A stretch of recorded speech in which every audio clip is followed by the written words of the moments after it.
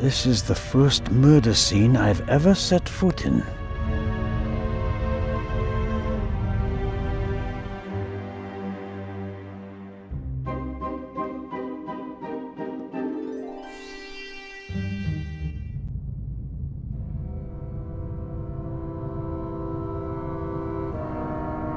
The most unportable portmanteau I've ever seen.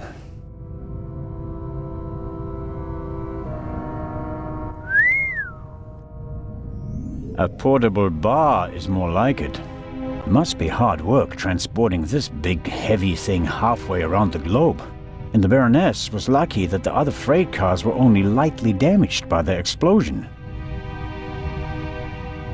An impressive piece, but I don't think it'll get me anywhere with the murder investigations.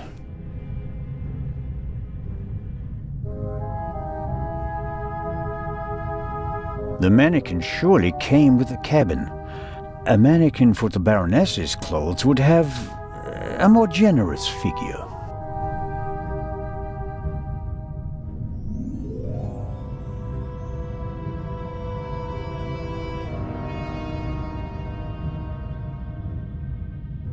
A big, ugly, and impractical vase.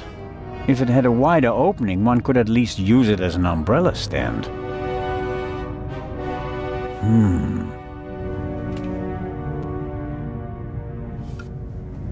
Can't see anything.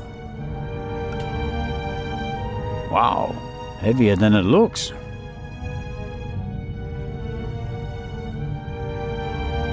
Aha!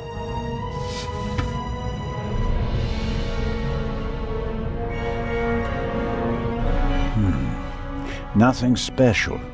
Although, it seems like one of the feathers was scorched at the top, literally burnt. I'd better take it with me. Why were the down feathers tossed in the vase? Or is there anything else in there? There may be something else in the vase, but the neck is too narrow to reach in with my hand.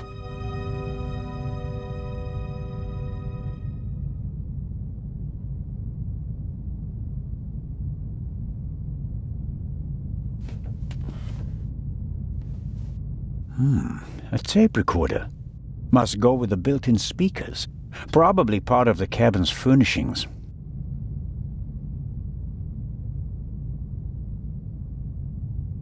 The tape recorder is older than the hills, but it was once very expensive. Top of the range, and it doesn't come cheap.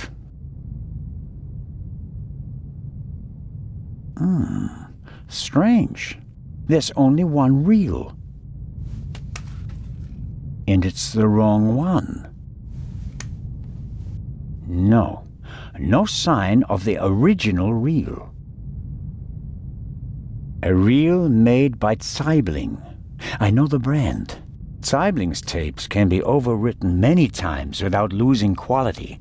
They're used in offices so that executives can record messages for the secretaries on the same tape over and over again. But they're not good for much else. They're robust, but they don't offer much in terms of sound quality.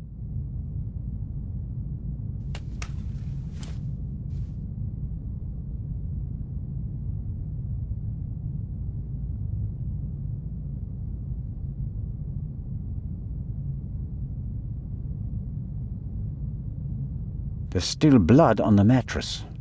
The sheet and the blanket have already been removed. To analyze them, I suppose.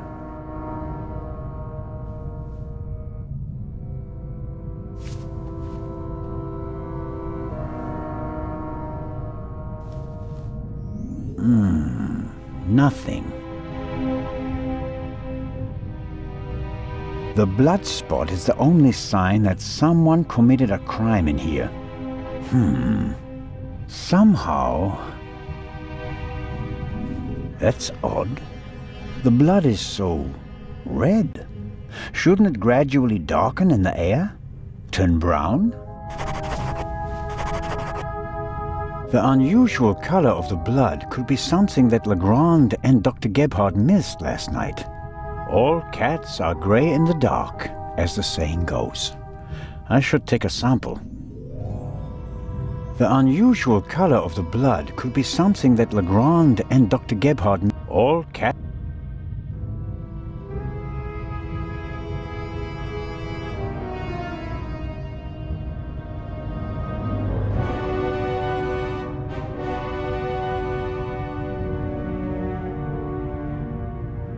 Apparently, the Baroness didn't have time to unpack her bags.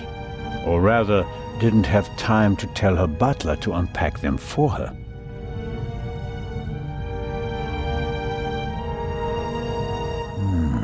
Sifting through all that would take ages.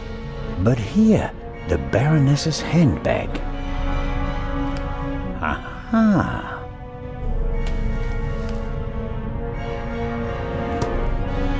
A small leather-bound book. 1964 is engraved on it. This must be the Baroness's diary. Let's see. Yes, it's a diary, all right. Difficult to read. No entry from yesterday. A brief, sober description of what she's done recently. Met Morris, arranged benefit concert for renovation of Louvre Southeastern Wing, Times photo shoot for Eye of Sphinx, BM, poor excuse for photographer, too fidgety, and so on.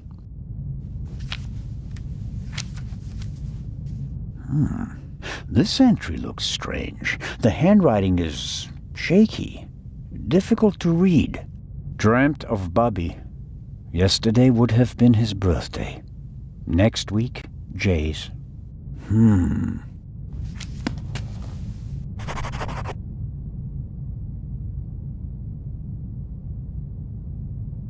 Cosmetics, a handkerchief, a spectacles case. Nothing special.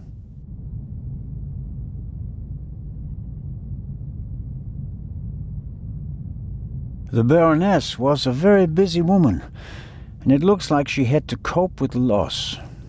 She writes about Bubby and Jay.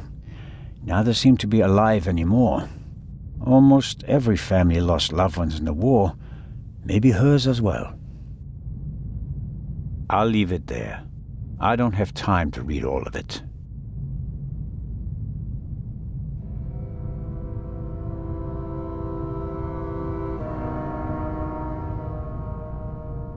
Something's under there. More feathers. And they're singed as well. I'll put them with the others.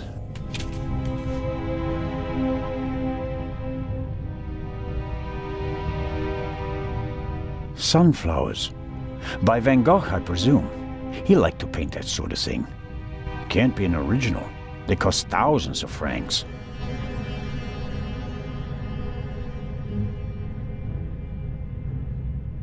There may be something else in the vase, but the neck is too narrow to reach in with my hand.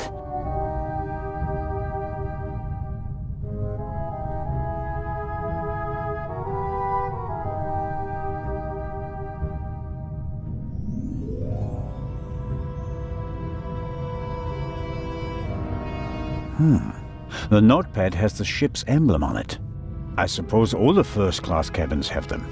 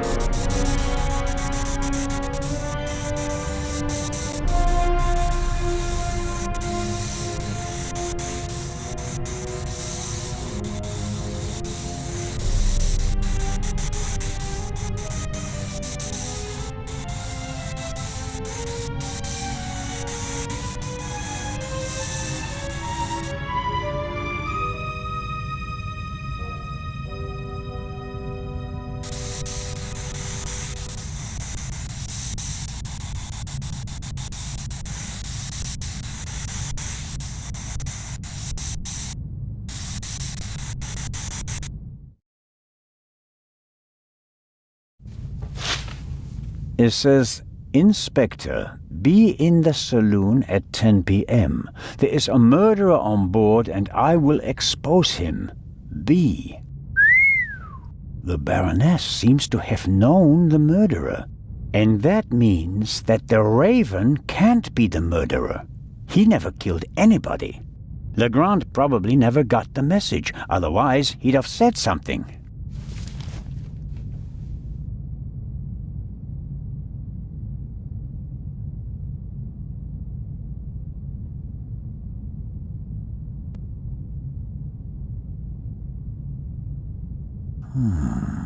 There should be a ventilation shaft behind the hatch. Usually a good way to break in and out undetected. But we're on a ship. The ventilation shafts are very small here. I can't say why, and it seems impossible. But something tells me that the murderer entered and left the cabin through the door. The only question is how.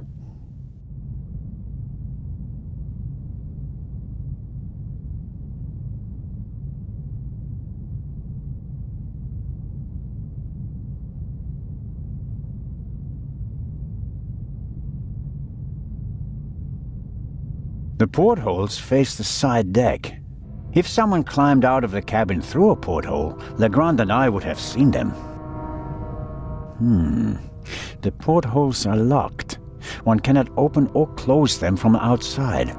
It's the same problem as with the door. If someone left the cabin through the porthole, how did they lock it? And the Baroness wasn't shot from outside. The doctor said she was shot at close range.